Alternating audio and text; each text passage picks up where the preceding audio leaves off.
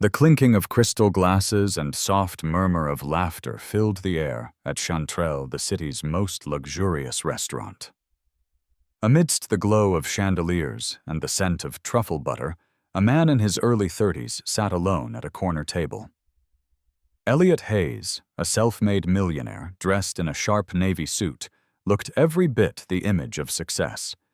Yet his eyes were empty, haunted by a hunger that no amount of fine wine or filet mignon could satisfy.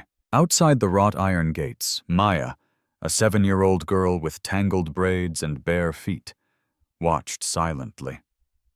Her faded dress clung to her thin frame as her stomach growled again, louder this time. For over an hour she had waited, hoping someone would hand her leftovers or at least a glance of kindness. But no one noticed. No one ever did. She had nearly given up when she saw the man at the corner table. Food untouched. Bread rolls still warm. Something in her told her to try, just once. With trembling legs, Maya pushed through the patio doors, drawing gasps from wealthy diners. Her voice cracked as she looked up at Elliot and asked barely above a whisper, "Sir, can I eat with you?" What happened next would silence the room and change both of their lives forever. The courtyard fell deathly quiet. Forks stopped mid-air. Conversations died. Even the waitstaff froze, unsure of what to do. Maya stood still, her small fingers clutching the hem of her torn dress, her eyes wide, but determined. She had expected rejection, maybe a harsh scolding, or to be dragged out. But instead, Elliot just stared at her motionless. Something deep inside him stirred. He saw not just a hungry child, but a reflection of his own past. Years ago, he had been just like her, lost, hungry, invisible. "Sir," the maitre asked, nervously stepping forward. "Shall I remove her?" Elliot pushed back his chair with a sudden scrape and stood. "No," he said firmly. "Bring another plate. The best one you have." A collective gasp rippled through the restaurant. "Excuse me," the waiter blinked. "You heard me," Elliot replied, kneeling down to Maya's level. "What's your name, sweetheart?" "Maya," she whispered. "Well, Maya," he smiled gently, "tonight you're dining with me." He pulled out the chair beside him and motioned for her to sit. Stunned, Maya slowly climbed up, unsure if this was real. When the bread basket arrived warm and fragrant, she reached for it with trembling hands. "Take your time," Elliot said softly, pushing a glass of water toward her. "No one's rushing you." Across the courtyard, eyes followed them. Some diners whispered, others shifted in discomfort. But Elliot didn't care.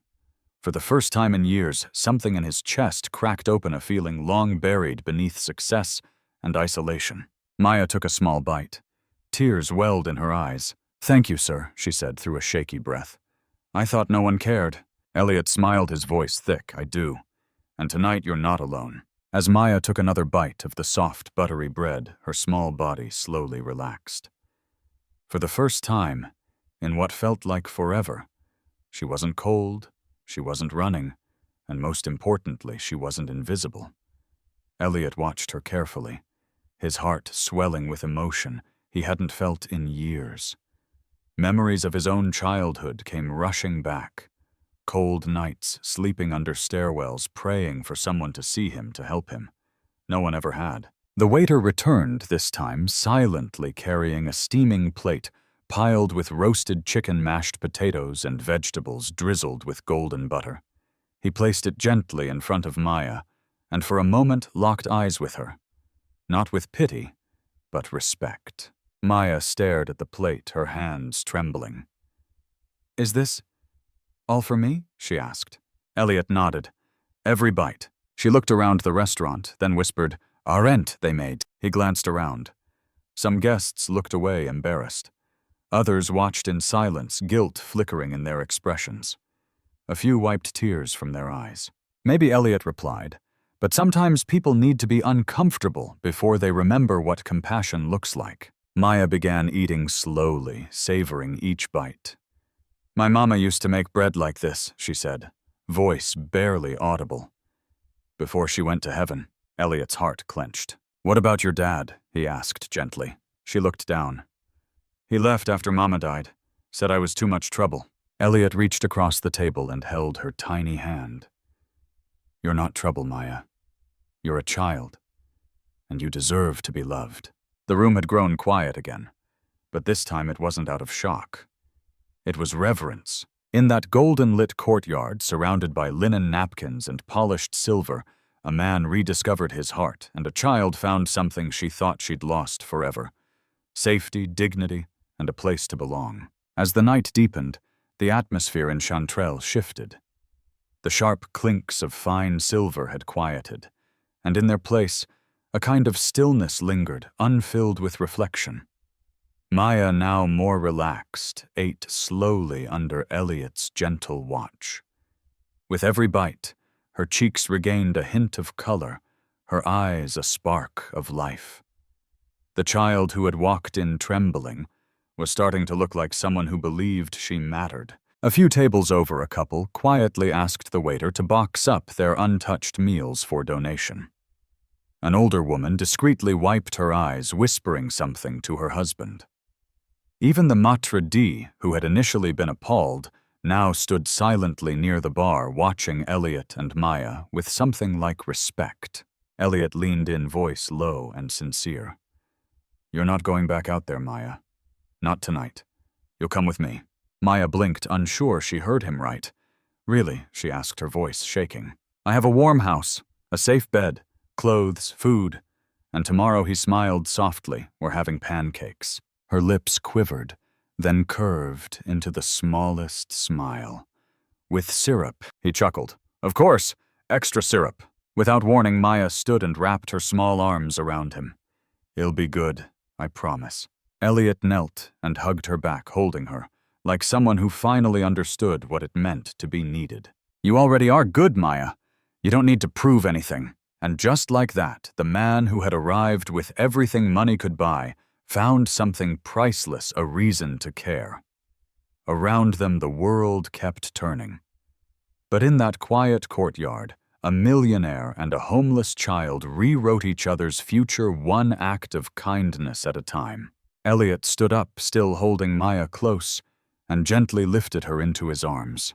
The restaurant, once tense with judgment, now watched in solemn silence. A few diners even stood not in protest, but in quiet respect. One man slipped a folded note under Elliot's untouched wine glass before walking away.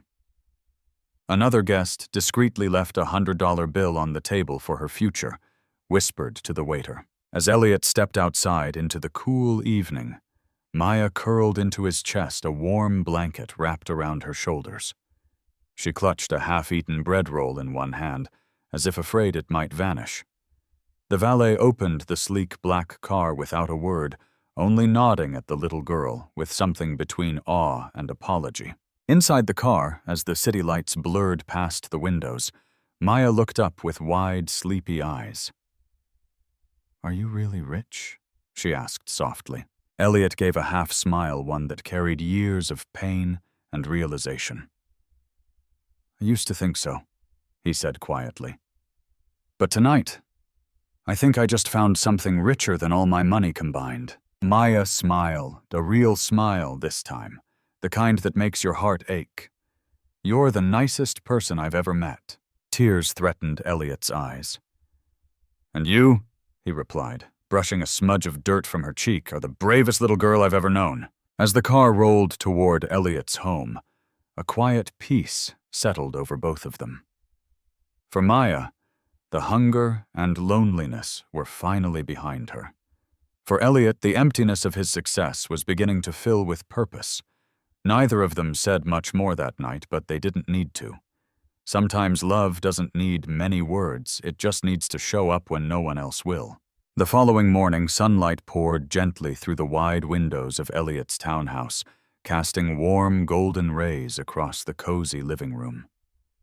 Maya, wrapped in soft pajamas 2 sizes too big, sat cross-legged on the plush rug, a steaming plate of pancakes in front of her, stacked high and drowning in syrup just like she'd hoped. She looked around cautiously, as if unsure this comfort was truly hers. But Elliot smiled at her reassuringly from across the table, a cup of coffee in hand. "Go ahead," he said warmly. No one's taking them away. Maya's face lit up as she took a bite.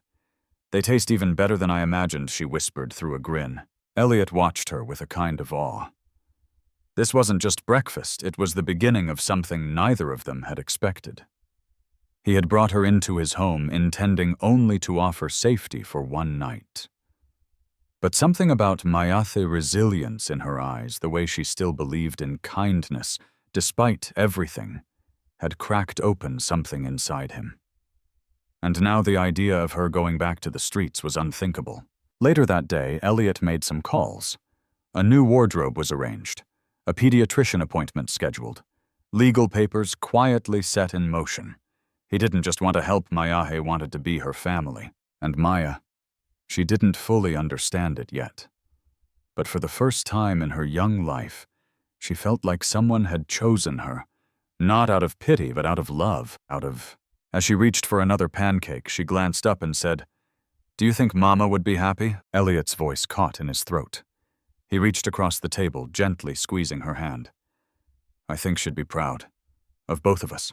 That evening, as the sun dipped below the city skyline, Elliot sat beside Maya on the front porch.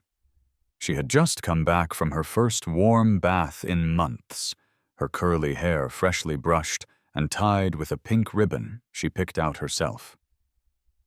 Wrapped in a fuzzy blanket, Maya leaned against Elliot's shoulder, content, full, and finally safe. They sat in peaceful silence until Maya whispered, "Do you think he'll get to stay forever?" Elliot looked down at her with a soft smile. "As long as you want, sweet girl. You're home now." Maya nodded, her eyes sparkling in the fading light. For the first time in her young life, she wasn't worried about tomorrow.